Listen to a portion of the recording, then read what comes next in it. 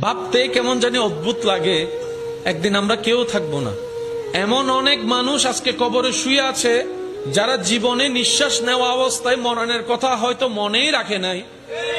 আজকে মরণ তাদেরকে এমন ভাবে আলিঙ্গন করেছে, টেনে হিস্ট্রে মাটির নিচে নিয়ে গিয়েছে। তাও নিজের হাতে মাটি তাদেরকে টানে নাই, নিজের আপন সেই ব্যক্তিদের হাতে তার লাশটা আজকে মাটির মধ্যে শুয়ে আছে।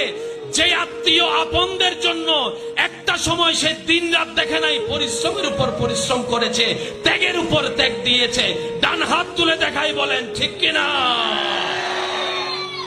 আজকে সেই আপনরা তাকে ঘরে রাখে।